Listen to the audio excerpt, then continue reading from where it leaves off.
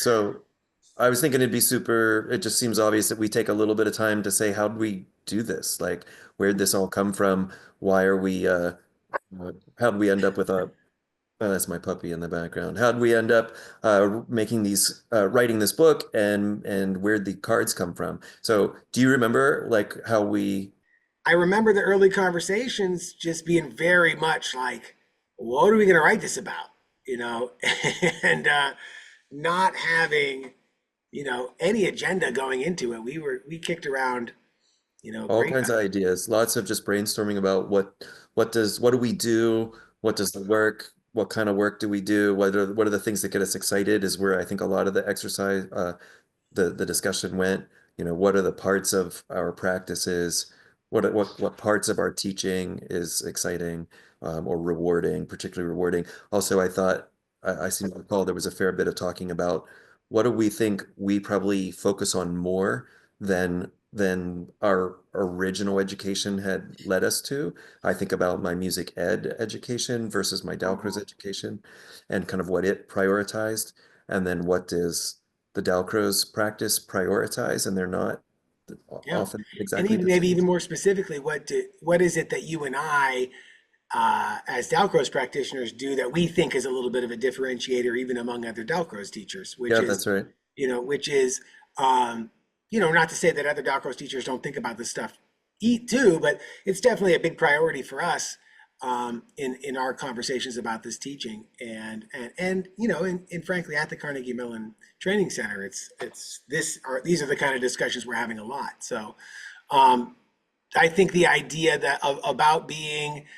flexible and pivoting, and being able to adapt instruction in a moment, and to be sort of open ended and available for the inspiration that the students are giving you is a big part of my teaching, and something I've been talking about for a long time as something I think is really, really important and and really effective, frankly. I mean, I feel like very strongly that thinking about being flexible, being responsive to the student needs in the moment makes the lesson better all around for them too. And Yeah, it's well, and it's a formal graded criteria at Carnegie Mellon when we're raising up Dalcroze teachers who want the certificate. When they do their practice teaching for us, they send in videos or we watch live examples of teaching. If that responsiveness is not in the room, it's a failed exam. yeah, And so like it's so for the people who are trying to work on Dalcroze certificate, the professional certificate, versus as well as, of course, anybody who's trying to just be alive in the room. Those values are a really big deal, really big yeah, deal. I totally. Well, then I remember the conversations about about what makes it difficult to write a book from that perspective, because it's a little bit of a tricky proposition to write a book about not following a script, right? If that makes sense. Like, how do you write a book about not following a book? Like, Yeah. how do you write a book that says don't follow a book? You Yeah, have well, and I'm sure this is part of the reason that there are so few Dalcroze texts, and there's just so few aids for any of us, for Dalcroze people or anybody interested in Dalcroze work. There's just so few aids as to how do I do it? What is it?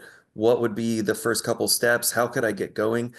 Because the more calcified anything becomes, the more solidified, the more written out it is, the less Dalcrozian it presents as. So yeah, that was really, we spent a long time trying to figure out how do we talk about that, and then what can we offer people if we're telling you there is no lesson number one and lesson number two, lesson number three.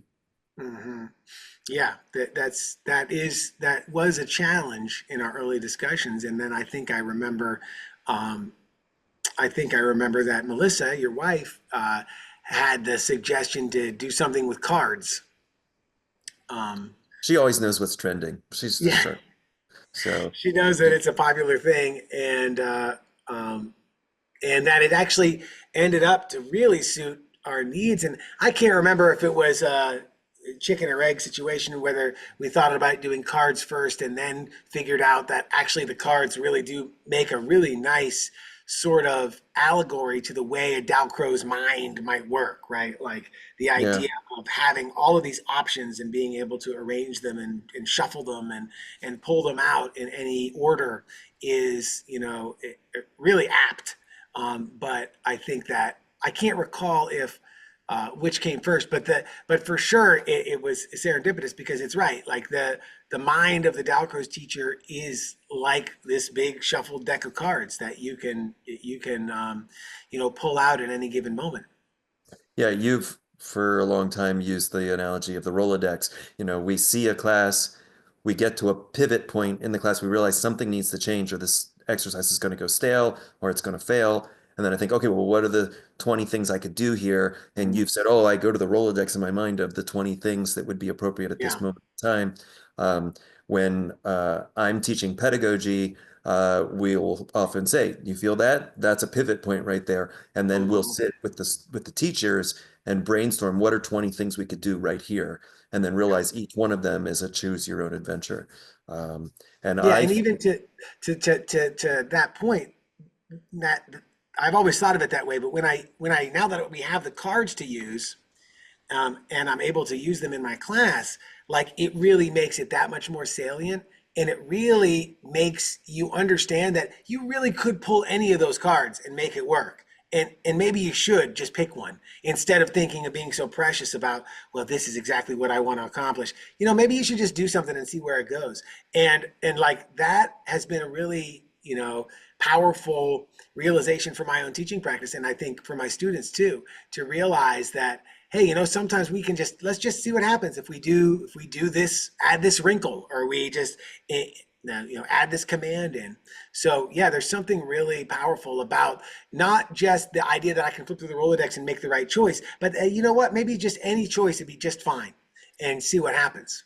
Well, it changes the values of the room if we really sort of lean into the cards, is that in the first version that I was describing, where we think, what are the 20 things we could do right here, and we're going to pick the best one, is certainly not a wrong idea. It's not a bad command. It's actually the most common version. And I think, oh, this would be a great place to go. But that keeps this priority on what is the agenda or the stated agenda or the specific concept. Whereas if we lean into the card version, where really there are 50 options here, we could do any one of them, then the thing that is valued is the connection with the student. It is the ensemble, it is the community, it is the creativity, it's the vitality. All of that all of a sudden becomes the concept or the objective, is Mhm. how do we maintain musicianship in this changing field.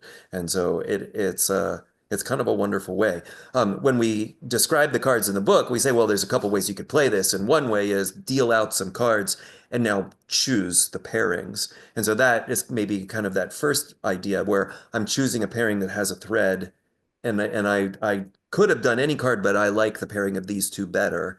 And so we'll do it that way. And then there's a second way to play those cards, which is to just deal it and see what comes up. Any of the 50 cards could work. And they're both valuable goals or practices, but they actually are going to end up valuing differently in the room. They're going to sort of enliven the room in a different way. Yeah, that's right. And I think, when I play the live version with my students, um, and I clue them in, basically I tell them where this is what we're doing. We're pulling these cards. I don't know what the card's going to be, and then we're going to adopt it.